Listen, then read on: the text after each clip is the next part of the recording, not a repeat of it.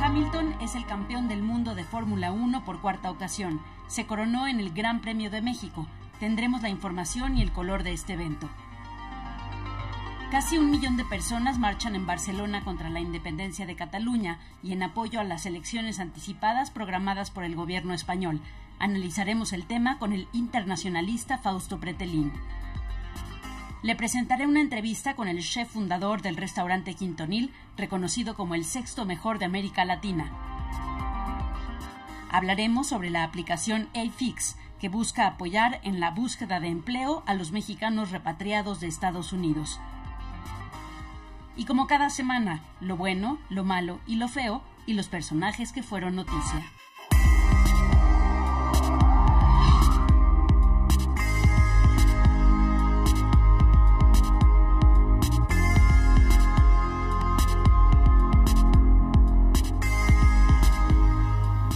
Buenas noches, soy Ilana Sot. Gracias por acompañarme en una emisión más de la semana. Este domingo cientos de miles de personas marcharon en Barcelona, España, para manifestarse contra la independencia de Cataluña y para hacer un llamado a unirse y participar en las elecciones anticipadas que promulgó el gobierno español, programadas para el 21 de diciembre. Los manifestantes marcharon bajo el lema "Todos somos Cataluña", el mismo lema usado durante los días previos al referéndum ilegal que se llevó a cabo el 1 de octubre, en el que se definió la independencia catalana con la participación de menos de la mitad de su población.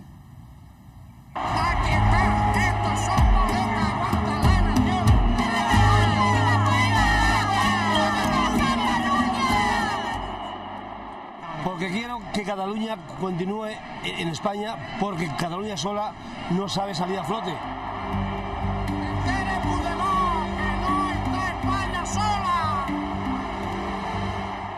Porque quiero a Cataluña unida con España. Unida, no de separar como nos la están dando. La queremos unida con España. Y soy andaluza, llevo aquí 65 años.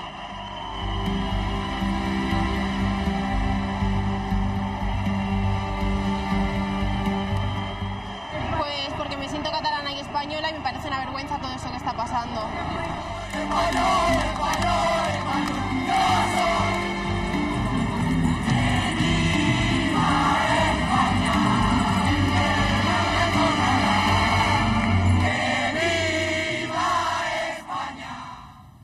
En el estudio me acompaña Fausto Pretelín, analista internacional. Buenas noches, Fausto, ¿cómo estás? Ilana, buenas noches, encantado. Qué gusto tenerte por acá. Al contrario, gracias por invitarme. Y con un tema que ha estado en todos los noticieros, en todos los espacios informativos, y arrancaría con un poco el ABC sin irnos tan lejos, pero ¿por qué le convendría a Cataluña independizarse?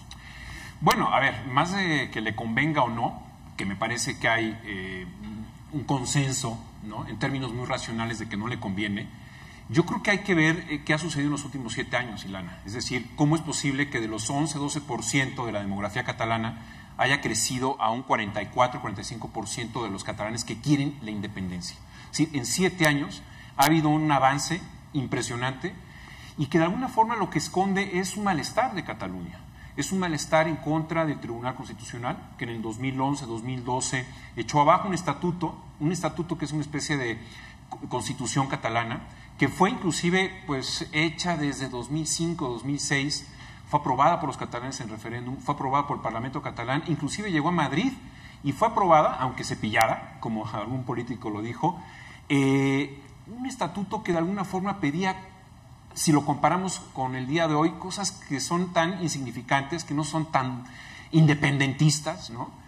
Y eso es lo que ha dado el crecimiento de la independencia. Cada 11 de septiembre de 2012 han salido entre 700,000, 800,000, 1 millón de catalanes a las calles protestando en contra de un tribunal constitucional conservador, algunos de los jueces muy vinculados con el Partido Popular y sobre todo muy enojados, Ilana, con lo que ha sucedido con Mariano Rajoy. Mariano Rajoy, hay que decirlo, desde el 2006, cuando era el presidente del Partido Popular, salió a las calles de toda España, excepto en Cataluña, para pedir firmas y llevar el estatuto a los tribunales. Entonces, esa ruta crítica nacionalista, hay que decirlo, española, por parte del PP, pues ha enfadado a muchos catalanes y es lo que ha dado a resultado lo que estamos viendo hasta el día viernes, ¿no? Es decir, algo inédito, algo increíble. No podemos dejar de un lado de ninguna manera lo que pasa en el resto de los países y su opinión al respecto. Es decir, ninguno aprueba la independencia de la pronunciada República Catalana. ¿En qué afecta o no, qué puede esperar el gobierno catalán con esto? Bueno, es un elemento fundamental para poder aspirar a la independencia. Es decir, si la Unión Europea no está reconociendo a Cataluña, en realidad no tiene flotadores. Una nación que se independiza realmente los debe de tener asegurados, es decir, debe de estar con algún grupo de países pues tratando de salir adelante porque los va a necesitar. Y si la propia Unión Europea, que son unos 28 países en el que pertenece España, no está reconociendo a Cataluña, pues lógicamente tiene un paso atrás, es decir, no tiene un flotador. Y yo también diría que necesita un ejército. Necesita una policía. En realidad, la policía realmente ahorita la tiene ya tomada prácticamente el gobierno de Rajoy. Entonces, son varios elementos, Ilana, y sobre todo, hay que decirlo, la parte económica. Es la parte fundamental. Muchos independentistas catalanes decían, no, esto no va a pasar nada. Es una independencia prácticamente low cost, ¿no? Una de bajo costo, y es inexistente. En realidad, más de 1.300 empresas ya han salido. El aspecto social, el aspecto de la tributación, ¿no? Justo te iba a preguntar de las compañías que están diciendo nos vamos y guardando toda proporción. No podemos dejar de pensar en el TLC en México, por ejemplo. ¿Qué pasa con todas estas empresas que de pronto deciden que se van a ir? ¿A quién le va a ir peor? ¿Le va a ir peor a Europa o le va a ir peor a México, Estados Unidos con esta salida de empresas importantes, ¿no? Mira, a ver, el primer paso que dan esas empresas es trasladar su sede fiscal, ¿no? A Valencia, Madrid, a algunas otras regiones, sobre todo a la banca, ¿no? Porque en ese sentido dejaría de recibir algunos apoyos de la Unión Europea si se quedaran en Cataluña independiente, repito, que no se va a dar. Ya vinculando con México, si tú recuerdas, Luis Videgaray apoyó, ¿no?, a Mariano Rajoy, ¿no?, en no reconocer a Cataluña si se independizara. Bueno, ¿en qué nos afecta, en qué nos perjudica? Yo creo que en este momento va muy adelantada la negociación del Tratado de Libre Comercio con la Unión Europea, en donde España pues es en términos geoestratégicos, un líder para poder negociar con México de tú a tú.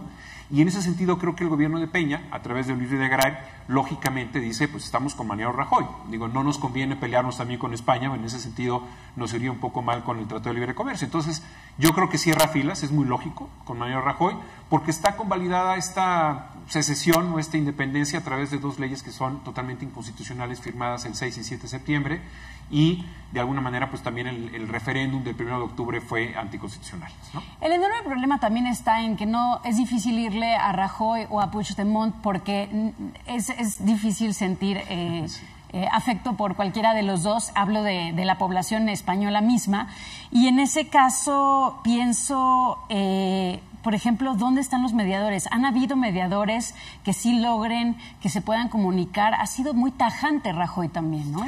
Mira, yo creo que lo que habla esta crisis, que es política, habla de la ausencia de liderazgos en España. Yo creo que eso es algo muy alarmante, es algo que tuvo que haber aprendido Rajoy desde que surgió todo el movimiento Ocupa por la crisis, ¿no?, de Estados Unidos, de las hipotecas.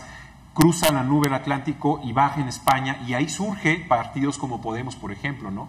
Mediadores, Ilana, hablamos, por ejemplo, del caso del presidente de la comunidad autonómica del País Vasco, ¿no?, Urkullu. Urkullu se acercó en las últimas 2 semanas con ambas partes, estuvo negociando con Puigdemont, estuvo muy de cerca con Rajoy. Inclusive yo te diría que el jueves en la mañana en el despacho de Carles Puigdemont tenía un discurso que hoy el periódico La Vanguardia en Barcelona más o menos revela, y dice que de las primeras líneas de su discurso era convocar las elecciones él, y su base era: no puedo ser presidente solamente de la mitad de los catalanes. Eso se vino abajo. Inclusive el presidente de la comunidad gallega allí en España, Feijóo, dijo el mismo jueves, el jueves en la mañana, que si Puigdemont convocaba las elecciones, disolvía el Parlamento, ya no era necesaria la aplicación del artículo 155. Es decir, por algunas horas estuvo latente que por último segundo una luz brillara en Carles Puigdemont y dijera, nos vamos a las elecciones porque esto está totalmente dividido y no se puede declarar independencia. Pero le llamaron traidor, lo presionó Esquerra Republicana de Cataluña, lo presionó la CUP, que es la candidatura de Unidad Popular. Recibió tanta presión, sobre todo lo que dicen es que no le gustó que le llamaran traidor en las redes sociales, que las redes sociales es un cuento también que... Ese es otro tema completo. Me encantaría que pudiéramos seguir platicando, se nos acaba el tiempo, pero muchísimas gracias por haber estado aquí, Fausto. Encantado. Muy buenas noches. Gracias a ti. Cambiamos completamente de información porque hoy se llevó a cabo el Gran Premio de México, un mes y 10 días después del sismo del 19 de septiembre sobre la Ciudad de México. Fue sede por tercera ocasión de este evento deportivo de talla internacional que se convirtió en una fiesta. Carlos Contreras Legaspi nos preparó el siguiente reportaje con toda la información deportiva de la Fórmula 1.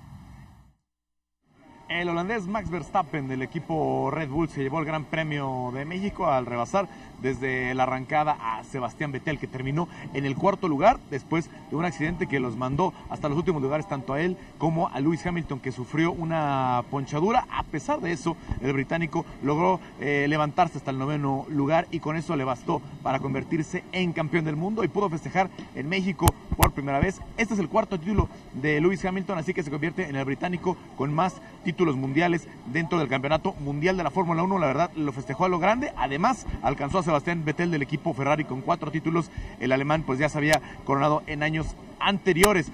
Para Sergio Pérez fue una buena carrera, terminó en séptimo lugar y tuvo mucho apoyo, no solamente de los más de 130,000 aficionados que se dieron cita hoy en el Autódromo Hermano Rodríguez. Vino el actor Diego Luna, vino también Saúl El Canelo Álvarez, Giovanni Dos Santos, estaban también, aunque no en el hospitality del equipo Force India, Oliver Peralta y Agustín Marchesín, y el cantante también J Balvin, que estuvo con el equipo Mercedes aquí en el paddock de la Fórmula 1. Otro gran premio que resultó exitoso, más de 330,000 personas en todo el fin de semana, y obviamente se fueron muy satisfechos tanto los organizadores como el secretario de Turismo, que asegura que a pesar de la tragedia mostraron que, bueno, que México está listo para seguir organizando estos eventos y tener esta afluencia de visitantes para los cuales se hace esta gran inversión que cuesta el Gran Premio de México. Así, Max Verstappen se lleva el título en México del Gran Premio en el 2017. Más adelante vamos a seguir con información sobre la Fórmula 1 porque hay mucho que decir, el color sobre todo de la fiesta, el ánimo de los asistentes y por supuesto el homenaje a las víctimas de los sismos de septiembre. Todo esto más adelante. Mientras tanto, vamos con los héroes y los villanos de la semana.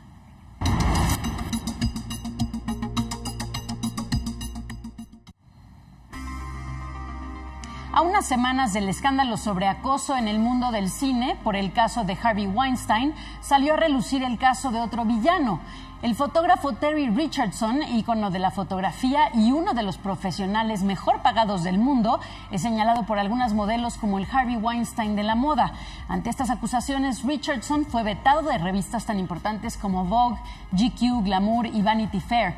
El veto ocurrió justo un día después de que el periódico inglés The Sunday Times cuestionó la razón de por qué Richardson continuaba siendo contratado por la industria a pesar de las numerosas acusaciones de abuso sexual en su contra desde años. Una de las heroínas denunciaron el abuso por parte de Richardson es la modelo Charlotte Waters, quien en 2014 se unió a la campaña No More Terry para evitar que el fotógrafo continuara siendo contratado por su comportamiento depredador. La modelo aseguró que durante una sesión que hizo con él en 2009, Terry Richardson realizó frente a ella diferentes actos sexuales mientras su asistente lo captaba todo con la cámara. Pese a los señalamientos, el fotógrafo niega las acusaciones. Y recordemos que la semana pasada salió a relucir el caso Weinstein de acoso en el mundo cinematográfico, luego de Richardson en el mundo del modelaje, y esta semana las denuncias por acoso empañaron el mundo de la política. En apoyo a la campaña Me Too, lanzada para denunciar casos de acoso en redes sociales, las legisladoras de diferentes grupos políticos en la Eurocámara pidieron actuar contra el acoso sexual que sufren las mujeres en esta institución europea. Les voy a decir unas frases que seguro les resultan familiares. Era un secreto a voces, le gustaba provocar. ¿Pero te has dado cuenta cómo vestía? Estas frases son cómplices y pretenden quitar importancia a unas conductas que tienen su origen en una sociedad desigual, donde una parte considera y establece relaciones de poder sobre otra. De ahí nace el acoso sexual. Y por desgracia esta realidad no se escapa de ningún lugar ni espacio, ni siquiera de las instituciones públicas, ni siquiera de este Parlamento. También en Estados Unidos, más de 140 mujeres firmaron una carta para denunciar el acoso sexual que viven en el Congreso de California. Las mujeres se quejaron de ser víctimas de comentarios lascivos, sugerencias para realizar favores sexuales, toqueteos y hasta forcejeos en un intento de violación por parte de miembros del Congreso. Estas mujeres ya lanzaron un sitio en Internet con la campaña llamada We Said Enough o Dijimos Basta, que busca que hombres y mujeres denuncien este tipo de comportamiento. El Senado estadounidense ya contrató abogados externos para investigar el caso. Y el efecto Weinstein continúa sacando a relucir casos de acoso sexual que hasta ahora habían permanecido ocultos. Quien también destacó como villano esta semana es Mark Halperin, comentarista y analista político de un canal estadounidense.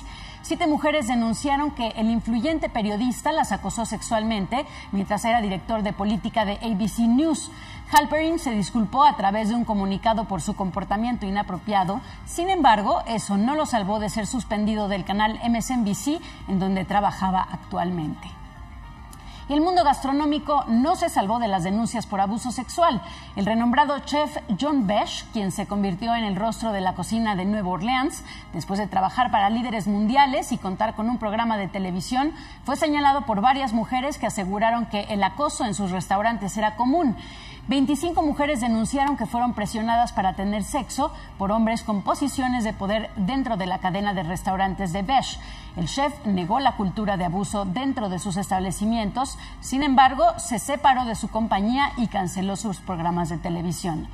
Después de tantos villanos, vamos con 2 héroes. Los actores mexicanos Gael García y Diego Luna, quienes han impulsado la iniciativa Levantemos México, que a través de Ambulante documentará el proceso de recaudación y entrega de recursos a los damnificados por el sismo del 19 de septiembre. Hasta el momento, la iniciativa ha recaudado más de $1 millón.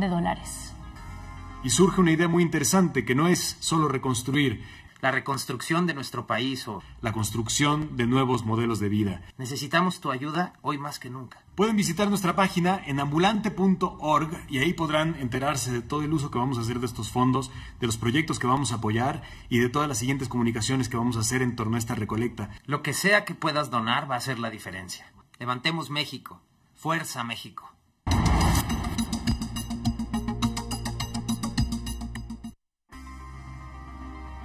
Vamos con las fake news de la semana. Tras las constantes quejas de Trump por lo que él considera una cobertura negativa de su presidencia con fake news emitidas constantemente por los medios de comunicación, la cadena de televisión CNN lanzó un video minimalista que parece ser una respuesta directa a Trump, en el que se burla de las acusaciones del mandatario. This is an apple. Some people might try to tell you that it's a banana. They might scream banana, banana, banana over and over and over again. They might put banana in all caps. You might even start to believe that this is a banana. But it's not. This is an apple. Y esta semana circuló un video que desmiente la versión de la DEA sobre un operativo en Honduras realizado en 2012 en el que murieron 4 civiles. La agencia antidrogas sostuvo en meses posteriores que las personas abatidas, un hombre, 2 mujeres y un niño de 14 años, abrieron fuego contra los agentes desde una embarcación. El video tomado de cámaras de seguridad en la zona y publicado por The New York Times muestra que los disparos provienen únicamente de la unidad antidrogas. La DEA ya realiza una investigación interna sobre este caso. Vamos ahora con un resumen de las imágenes que fueron noticia esta semana.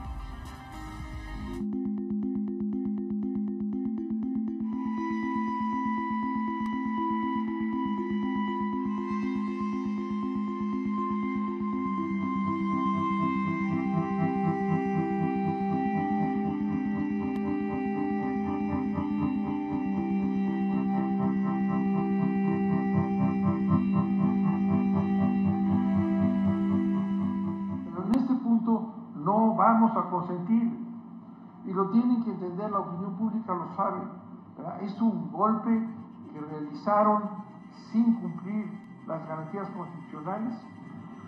Seguiremos platicando de manera informal con el PRI, con el Verde, hasta en tanto no se dé un cambio en su conducta y acepten un procedimiento que cumpla con las expectativas de la sociedad en torno a este tema.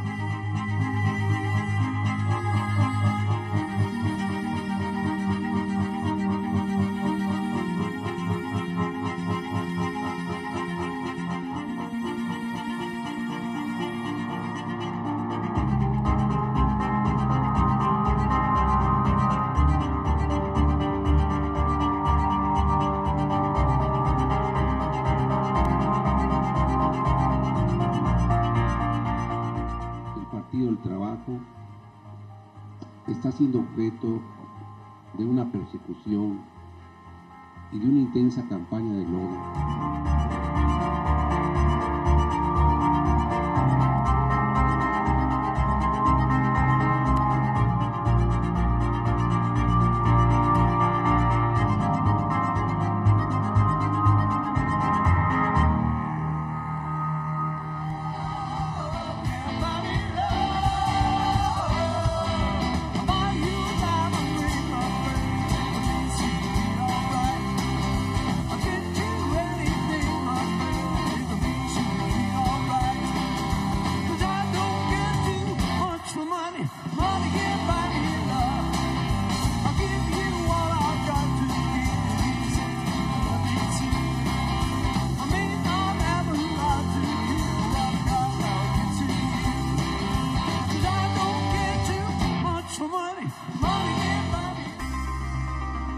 Más adelante iremos hasta Michoacán con un resumen de lo mejor y lo más importante del Festival de Cine de Morelia, que concluyó ayer.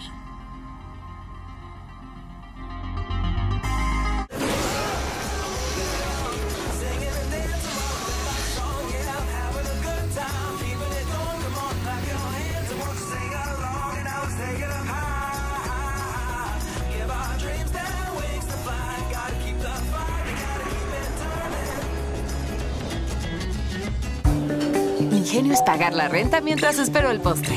Así ahorro tiempo y hago lo que más me gusta. Gracias por la renta, Laurita. Con Citibanamex Móvil realiza consultas de saldo de tus cuentas Citibanamex, pagos y transferencias desde tu celular.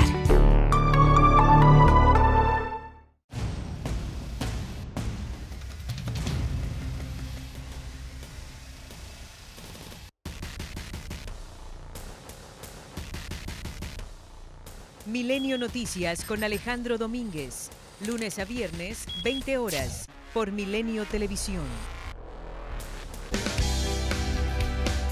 En Negocios de Milenio, Guadalupe Romero.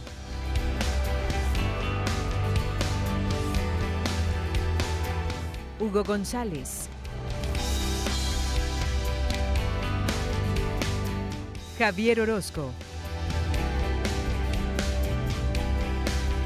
Milenio Diario, periodismo con carácter.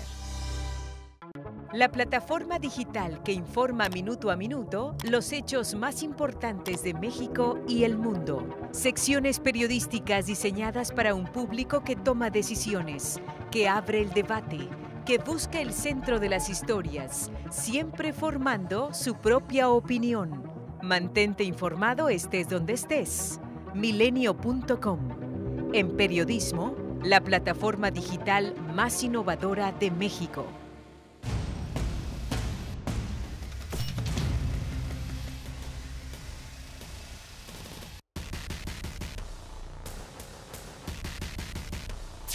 Con Puch a las 10.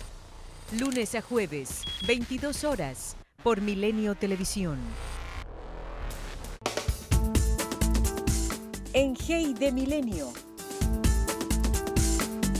Álvaro Cueva. Susana Moscatel. Omar Ramos. Hugo García Michel. Hugo Hernández.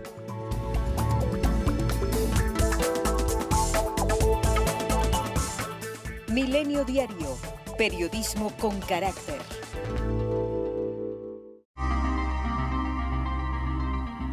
esta semana se dio a conocer la última edición de la lista Latin America's Best Restaurants, los 50 mejores restaurantes de esta región. Y hay buenas noticias para la industria gastronómica mexicana, pues nuestro país fue el que más restaurantes logró incluir, 13 en total. Entre los restaurantes reconocidos se encuentra Quintonil. Hace unos días hablé con el fundador de este restaurante, el chef Jorge Vallejo. Jorge Vallejo, es un verdadero gusto tenerte en el estudio. Para quienes no te conozcan, eres el chef y creador de Quintonil, este restaurante que además en este año ocupa un lugar importante en la lista de los 50 mejores restaurantes de Latinoamérica. Gracias por estar aquí. Muchas gracias por invitarme. Y el lugar, decíamos que es como el número un poco de la suerte y no el número 6, haber quedado en el número 6. Pues es mi número de la suerte en realidad. Siempre ha sido como yo nací el 6 de diciembre, entonces es como un número cabalístico. Y pues ya llevamos 3 años consecutivos siendo el 6º mejor restaurante de Latinoamérica. Oye, me pregunto, ¿cuánto importa la marca país, por ejemplo, para ganar en este tipo de concursos, como lo hace muy bien Perú? ¿Tenemos algo que ver en ese sentido o crees que los méritos son de cada chef individualmente? Creo que influyen varias cosas. Evidentemente, pues lo más importante es, como en cualquier restaurante, pues qué tan rico la propuesta culinaria, qué tan innovadora sea, qué tan fresca el gusto que tenga la gente por tu restaurante. Creo que también influye mucho el lugar en el que nos encontramos. Al final del día, ser al estar dentro de la Ciudad de México, en Polanco, pues es como el epicentro de cierta manera de la zona de restaurantes de México, ¿no? ¿Por qué? Pues porque viene mucha gente de muchas partes del mundo. Afortunadamente vienen también muchos periodistas a mil cosas, que son personas pues que al final del día son parte de las personas que votan en este tipo de rankings. Y pues creo que son parte de las cosas que influyen para que un restaurante pueda llegar a estar en este tipo de rankings. Dices que tiene que estar rico y por supuesto, eso es lo primero, que nos guste la comida, pero ¿hay ciertos criterios en los que crees que se basan los 50 mejores para hacer este tipo de listas que vaya más de acuerdo con, por ejemplo, el tipo de ingredientes que se usan, que sean orgánicos? Que sé que a ti, por ejemplo, en Quintonil eso te importa mucho. Pues al final, cuando tú revisas las propuestas gastronómicas o los restaurantes en sí ya que se encuentran en esta lista, de repente pueden ser incluso hasta contradictorias, porque por un lado tienes un restaurante como Quintonil que tiene pues una propuesta en términos de sustentabilidad, de compromiso social, pero de repente también puede haber un restaurante pues que tenga los mejores tragos o que tenga la gente se la pase muy bien.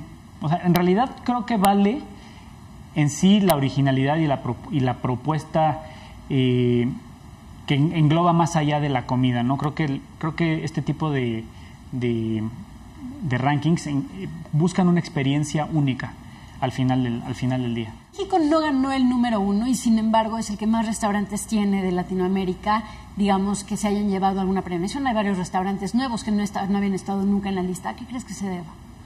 Bueno, el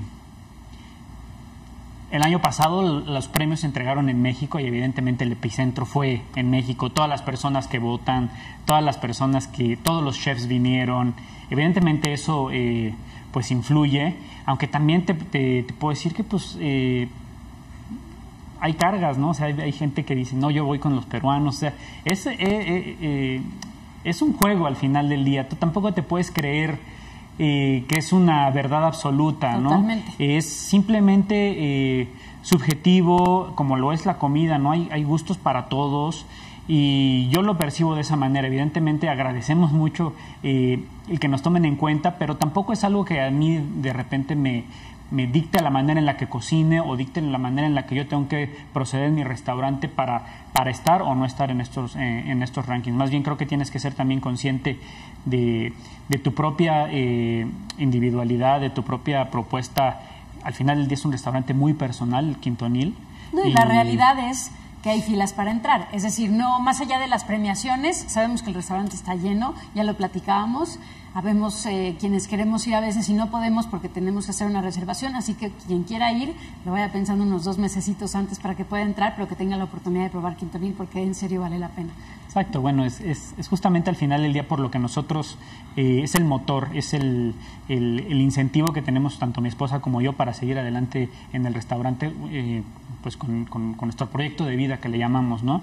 Va más allá de las listas, evidentemente pues es un lugar del que viven muchas personas, somos 35 familias que vivimos de esto. Y un trabajo poco glamoroso. Un trabajo poco glamoroso, afuera, ¿no? Exactamente, sí. Que hay que estar largas horas, evidentemente como lo dices, ¿no? Afortunadamente tenemos gente que nos visita de todo el mundo, o sea, hay clientes. La mejor promoción. Y eso es justamente lo que al final valoras, ¿no? Que la gente que está sentada en tu restaurante te diga que la pasó bien, que tuvo una experiencia encantadora, que los meseros la trataron muy bien, que le encantó. Que te instagramé lo suficiente.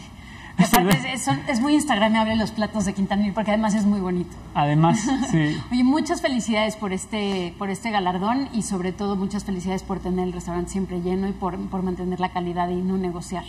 Muchas gracias por estar aquí. Gracias por invitarme. Buenas noches.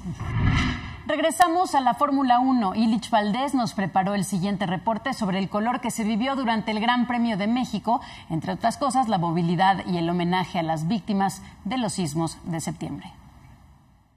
Han pasado prácticamente cerca de 6 horas de que terminó la Fórmula 1 y estamos en el Autódromo Hermano Rodríguez, donde sigue funcionando el operativo de movilidad del gobierno de la Ciudad de México.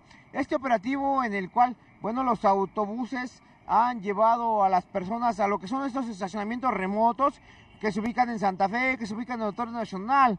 Y bueno, ¿qué es lo que ocurre ahorita? Bueno, se tienen que formar las personas, tienen que subirse al autobús y gratis llegan a ese lugar, solamente con prácticamente presentar su boleto. Decirles que de acuerdo con las cifras oficiales han llegado más de 135,000 personas solo este domingo y decirles que en total pues prácticamente la cifra ha superado todas las expectativas, de acuerdo con las autoridades y de acuerdo con las propias autoridades también del autódromo, ha llegado en total a 337,047 personas las que han asistido desde lo que ha sido viernes, sábado y domingo aquí a lo que ha sido la Fórmula 1, el Gran Premio de la Fórmula 1. Decirles que el operativo de seguridad y de movilidad continúa. Más de 655 autoridades de la Secretaría de Seguridad Pública, entre policías de tránsito, entre policías metropolitanos, se encuentran en ese lugar, así como también 350 unidades son las que llevan a lo largo del circuito del Autódromo Hermano Rodríguez, porque son 12 entradas, 12 salidas o entradas los que llevan, y también los restantes son los que llevan a los estacionamientos remotos para que puedan llegar a sus destinos, porque muchos de ellos pues no trajeron vehículo. Más adelante iremos con un adelanto de la semana que vendrá.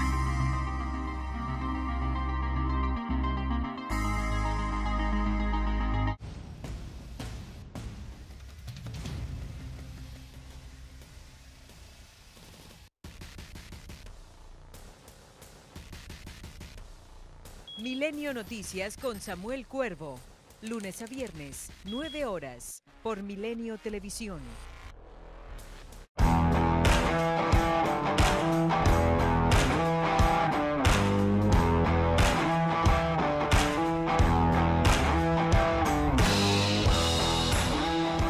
La afición. Lunes a jueves, 22:45 horas, por Milenio Televisión. El asalto a la razón con Carlos Marín. Lunes a viernes, 21:45 horas, por Milenio Televisión.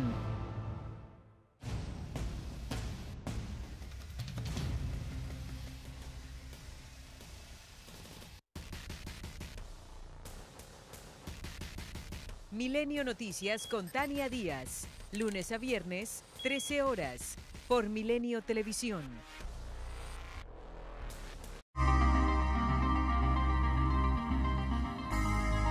Vamos ahora hasta Morelia con Ivette Salgado, quien tiene los detalles de lo que fue el Festival de Cine de esa ciudad que concluyó ayer. Buenas noches, Ivette, cuéntanos. Ilana, muy buenas noches. Te saludo desde Morelia, donde ayer concluyó la 15ª edición del Festival Internacional de Cine de Morelia con grandes invitados, y quizá el más generoso de ellos ha sido Guillermo del Toro, porque además de presentar aquí La forma del agua, esta película con la que obtuvo el León de Oro en la pasada edición de la Mostra de Venecia, pues se tomó la libertad para ofrecer 2 conferencias magistrales, desfilar por varias alfombras rojas, develar placa, develar butaca, pero sobre todo compartir con todos sus seguidores parte de sus experiencias en los sets. A los invitados internacionales se sumó también Alfonso Cuarón, vino a presentar, y Tu mamá también, después de 16 años de que esta película se estrenara en cartelera, la vimos de nueva cuenta en este encuentro de cine. Entre los otros invitados destaca también la presencia del ex vicepresidente de los Estados Unidos, Al Gore. Él vino a mostrar la secuela del documental Una verdad incómoda, que habla sobre la crisis ambiental alrededor del mundo. Y además estuvo también John Bailey, el presidente de la Academia de Artes y Ciencias Cinematográficas de Estados Unidos, que pues estuvo presente en este festival para estrechar lazos y procurar que la industria cinematográfica, tanto mexicana como Estados Unidos, estén más cercanas. Esto ha sido parte de lo que se vivió a lo largo de 9 días en una competencia de cine en la que salió triunfadora Oso Polar, que es una historia que se filmó con un iPhone 5, y esto es lo que comentó el ganador de la contienda. Hay que hablar de la obra, no de la herramienta. Entonces, es una herramienta como cualquier otra. Antes los artistas utilizamos hasta la sangre para pintar en las cuevas. ¿Por qué no vamos a usar un teléfono? Yo tengo una carrera poco ortodoxa. He utilizado, mi primera película la hice con mini DV, cuando era sacrilegio utilizar digital en el 2005. Entonces, a mí no me asusta. ¿Qué es lo peor que puede pasar? ¿Que no salga bien la película? No pasa nada. El cine independiente como como Oso Polar, de poco presupuesto, la gran ventaja que tiene es que puedes arriesgar mucho, porque no tienes intereses detrás tuyo. Entre las actividades del festival destacó también 3 funciones a beneficio para los damnificados por los sismos. The Shape of Water, de Guillermo del Toro, se realizó una función de gala, Coco y Ana y Bruno, de Carlos Carrera. 3 funciones de las cuales la taquilla ascendió a más de 800,000 pesos, que serán entregados a comunidades en Oaxaca y Chiapas. Una contienda de 9 días que concluyó ayer por la noche, y por supuesto que aquí se presentaron muchas películas que pronto veremos en la Ciudad de México, porque el festival se extiende hasta allá. En un par de días más estará presente parte de la programación de lo que hubo aquí, así que no puede perder detalle de lo que ocurra en la Ciudad de México. Por lo pronto, con esto nos quedamos. Muchas gracias por este reporte, Ivette Salgado, desde Morelia. En Toluca, cambiamos, Estado de México, el secretario de Hacienda, José Antonio Meade, dijo que la corrupción se combatirá con el paso a una economía digital, con lo que todas las transacciones y acciones dejarán una huella que pueda ser rastreada en todo momento. Durante una conferencia magistral para la Escuela Nacional de Mujeres Priistas, Meade dijo que el combate a la corrupción permitirá hacer menos rentable la delincuencia, potenciar el desarrollo de México. El mejor amigo de la corrupción es el manejo en efectivo. Si nosotros nos vamos moviendo a una economía en donde cada vez usemos menos el efectivo, vamos a tener posibilidad estructural, vamos a tener posibilidad arquitectónica de ir quitando espacios a la corrupción. Pedro Ferriz de Con, aspirante a una candidatura independiente por la presidencia, exigió al Instituto Nacional Electoral Liberal la aplicación digital que diseñó y les proporcionó para la recolección de firmas. Ferriz explicó que el objetivo es permitir a los ciudadanos manifestar su apoyo a los aspirantes sin la necesidad de auxiliar previamente lo acreditado. También denunció que durante los primeros días del uso de la aplicación se han registrado errores como fallas en la captura de la credencial para votar y en los datos personales de los simpatizantes, lo cual ha provocado atrasos en la captación de firmas. Y en Chihuahua fue detenido Julio César N., mejor conocido como El Tigre, presunto líder del nuevo cártel del Tigre y a quien se le atribuye la ola de violencia que azota este estado. Con El Tigre también fueron detenidas otras 5 personas presuntamente vinculadas al cártel. En el operativo, las autoridades aseguraron armas y cartuchos de uso exclusivo del ejército, además de una camioneta con reporte de robo. Vamos ahora a conocer los eventos que nos esperan la semana que viviremos. El secretario de Educación, Aurelio Nuño, comparecerá este martes 31 de octubre ante el Senado para explicar la situación de las escuelas dañadas por el sismo del 19 de septiembre y también hablará sobre el traslado de las oficinas de la SEP a Coyoacán.